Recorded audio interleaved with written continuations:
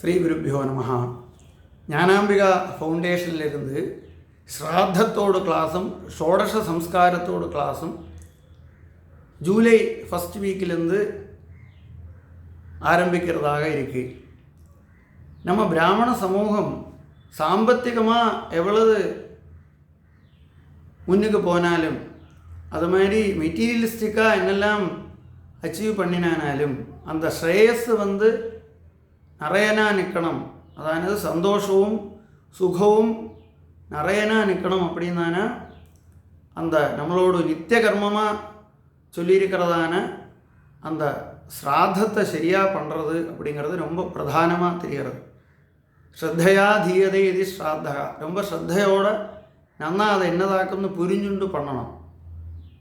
அப்படி பண்ணாததுனால நம்ம என்ன பண்ணுறோம்னா ஹிரண்யமாக பண்ணினாலும் அது மாதிரி அது ஆமஸ்ராத்தமாக பண்ணினாலும் எல்லாம் அந்த ஹோமம் பண்ணி பண்ணுறதோடு பார்வண விதானமாக பண்ணுறதோடு பலம் அதில் பூர்ணமாக கிடைக்காது.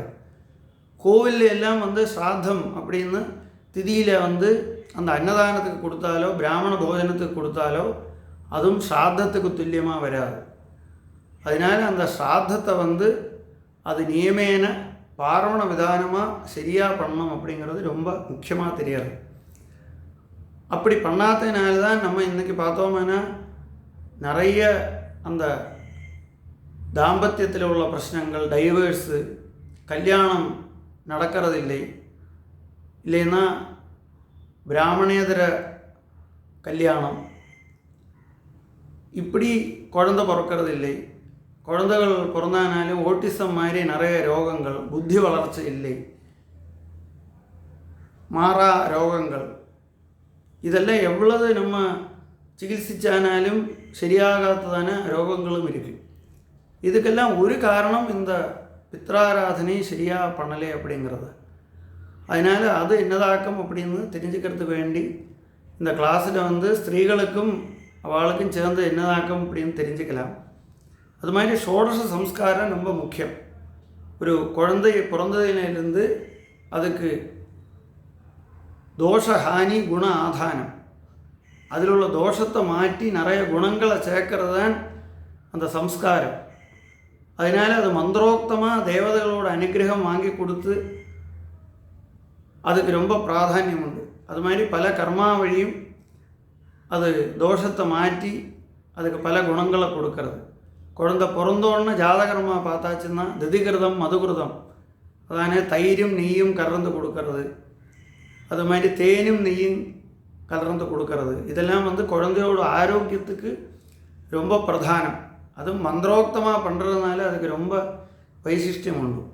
அது மாதிரி பாலகிரக பீடை, துர்தேவதைகளோடு அந்த உபதிரவம் எல்லாம் மாறுறதுக்கு பலீகரண ஹோமம், அது தவிடினாலேயும் கடுகினாலேயும் உள்ள ஹோமம், அதெல்லாம் ரொம்ப அதுக்கு பிராதானியம் உண்டு.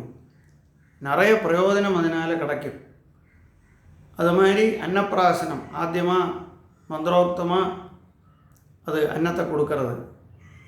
உபநயனத்தில் அதுக்கு பிரணவஸ்ரத்தாமேதா பூஜை, நிறைய புத்தி வரத்துக்கு, அந்த புத்தி விகசனத்துக்கு, அது மாதிரி அந்த ஸ்ரத்தை சரியாக அந்த படித்தத்தில் ஸ்ரத்த வரத்துக்கு, இதுக்கெல்லாம் தேவதைகளோட அனுகிரகம் வாங்கி கொடுக்கறது அப்படிங்கிறது ரொம்ப பிரதானமாக தெரிகிறது. தேவதைகளை கூப்பிட்டு அந்த தேவதைகளோட அனுகிரகம் அந்த குழந்தைக்கு வாங்கி கொடுத்து குழந்தைக்கு எல்லா அந்த தோஷங்களையும் மாற்றி எல்லா குணங்களையும் கொடுக்கணும் அப்படிங்கிறது ரொம்ப பிரதானமாக தெரியறதுனால இந்த உபநயன மந்திரங்களை எல்லாம் சரியாக தெரிஞ்சுண்டு சொன்னால் அதுக்கு பூர்ண பலம் கிடைக்கும். கல்யாணத்திலேயும் நிறைய மந்திரங்கள் அந்த வதுவோடு தோஷத்தை மாற்றுறதுக்கு, அது மாதிரி அந்த ரெண்டு பேரும் ஐக்கியமாக இருக்கிறதுக்குள்ள மந்திரங்கள், அதெல்லாம் ரெண்டு இந்த மனசு அந்த மனசில் சேர்ந்து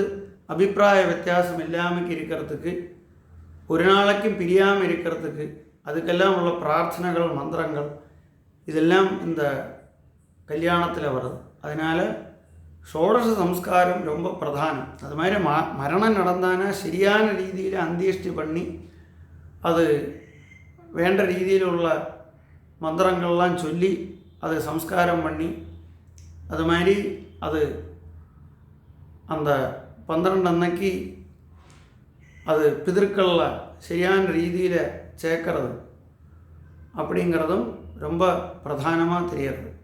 அப்போ இந்த 10 நாளத்தை கல்லூന്നി அது 10 நாளത്തെ കർമാക്ക് ரொம்ப പ്രാധാന്യം ഉണ്ട്. அது மாதிரி அந்த சபண்டீகரணம் 12 அன்னைக்கு அதுக்கும் ரொம்ப பிராதானியம் உண்டு. இதெல்லாம் இதனோட பிராதானியம் என்னது அப்படின்னு தெரிஞ்சுண்டு ஸ்ரத்தையாக பண்ணுறதுக்கு இந்த கிளாஸ் ரொம்ப பிரயோஜனப்படும். அதனால் எல்லோரும் இந்த கிளாஸில் சேர்ந்து அவளோட ശ്രേയസ്സുക്കും அபிவிருத்திக்கும் இது நல்ல பிரயோஜனப்படட்டும் அப்படின்னு கேட்டுக்கிறேன். நமஸ்காரம்.